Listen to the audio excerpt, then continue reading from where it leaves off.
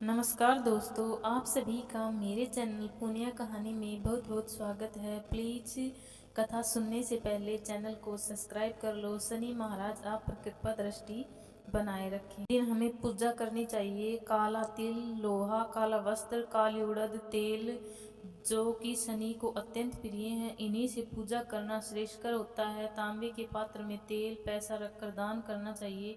इस दिन बहुओं को मायके नहीं भेजना चाहिए। इस व्रत को करने से समस्त बाधाएं दूर हो जाती हैं। शनिवार महाराज की व्रत कथा। एक बार सूर्य, चंद्रमा, मंगल, बुध, बृहस्पति, शुक्र, शनि, राहु और केतु इन 9 ग्रहों में झगड़ा होने लगा कि हम सब में बड़ा कौन है। ये अपने आप को बड़ा समझते थे।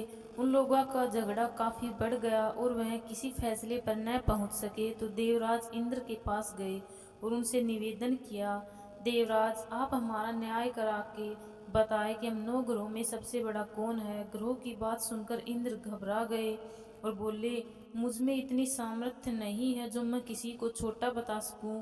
मैं इस मामले में कुछ भी नहीं कह सकता। हाँ, एक उपाय मैं अवश्य बता सकता हूँ। इस समय मृत्यु लोक में विक्रमादित्य का राज है।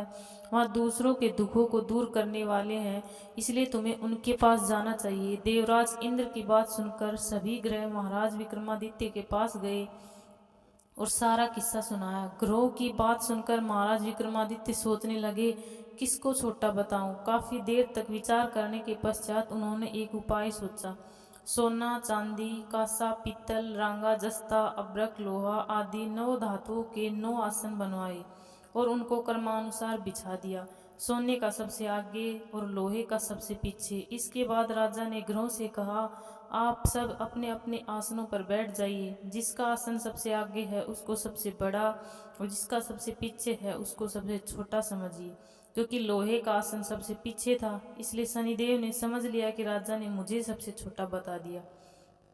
उन्होंने कहा, राजा तू मेरे पराक्रम को नहीं जानता। सूर्य एक राशि पर 1 महीना, चंद्रमा 2.25 महीना, मंगल 1.5 महीना, बृहस्पति 13 महीने, बुध और शुक्र 1-1 महीना तथा राहु और केतु उल्टे चलते हुए केवल 18 महीने एक राशि पर रहते हैं। परंतु मैं एक राशि पर 30 महीने तक रह सकता हूँ। जब श्री रामचंद्र जी पर 7.5 आई तो उनको वनवास हो गया और रावण पर आई तो भगवान श्री रामचंद्र जी और लक्ष्मण जी ने सेना लेकर लंका पर चढ़ाई कर दी और रावण के पूरे कुल का नाश कर दिए। इसलिए राजा तुम बहुत ही सावधान रहना। शनिदेव की बात सुनकर राजा विक्रमादित्य बोला, जो कुछ मेरे भाग्य में लिखा होगा सब देखा जाएगा। इसके पश्चात अन्य ग्रह तो बड़ी प्रसन्नता के साथ और शनिदेव क्रोध में भरकर विक्रमादित्य के दरबार से उठ अपने अपने स्थान को रवाना हो गए।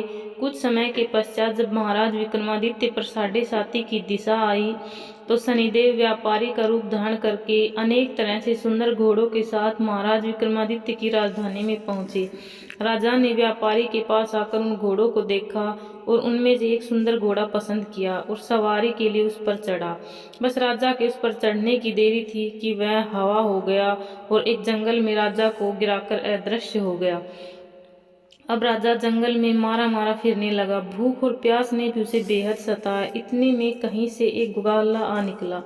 उसने राजा को पानी पिलाया। पानी पीने के पश्चात राजा ने ग्वाले से नगर का मार्ग पूछा। ग्वाले ने राजा को सीधा रास्ता बता दिया। राजा शहर में पहुंचा और सेठ की दुकान पर जाकर बैठ गया। सेठ ने जब उसका नाम ग्राम पूछा तो राजा ने कहा, मेरा नाम बीका है और मैं उज्जैन का रहने वाला हूँ। सेठ ने उनको कुलीन मनुष्य जानकर जल आदि पिलाया। सेठ की दुकान पर उस दिन अधिक बिक्री हुई।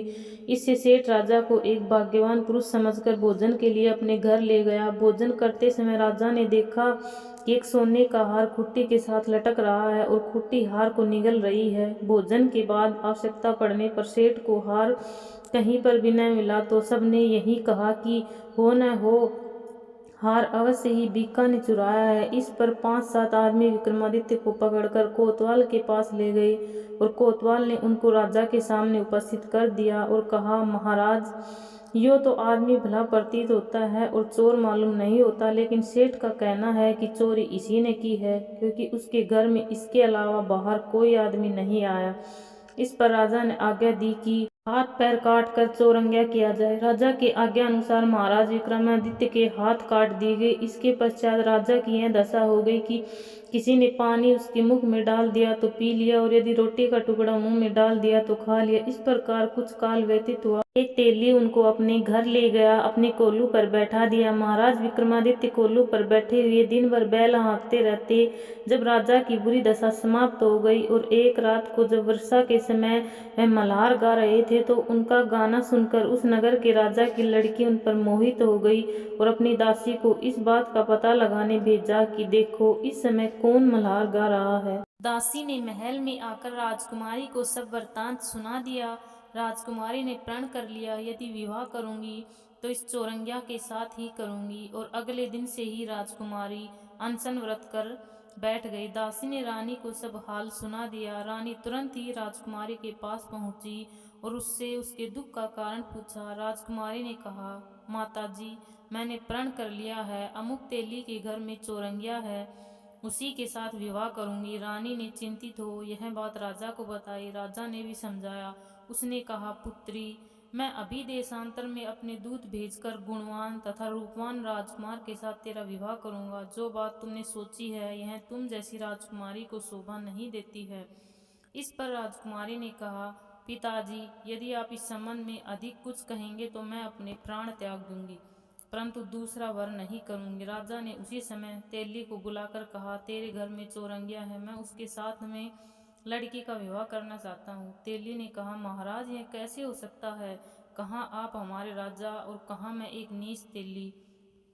राजा ने कहा, भाई, भाग्य के लिखे को कौन मिटा सकता है?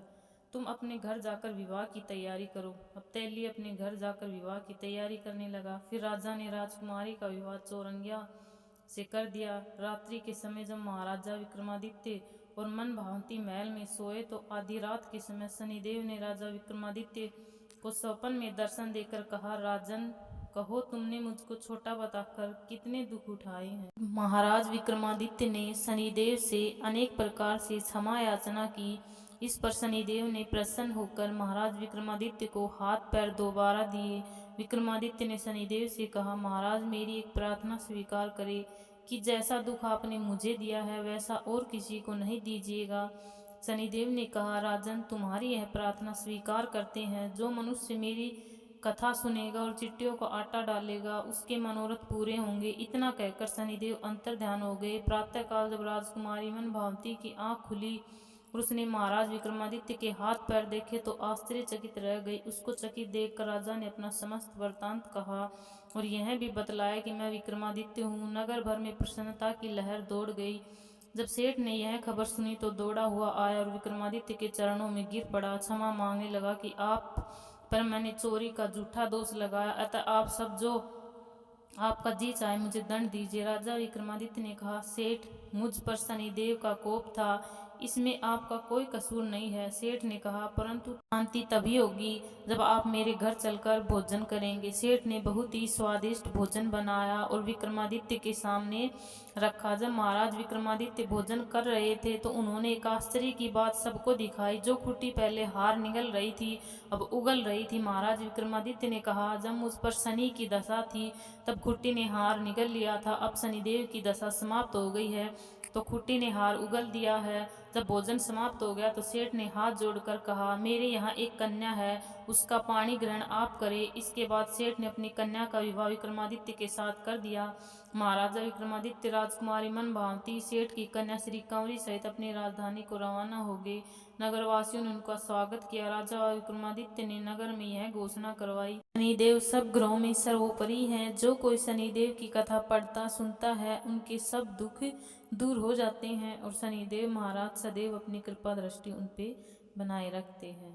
Thank you. प्लीज़ चैनल को सब्सक्राइब अवश्य करें।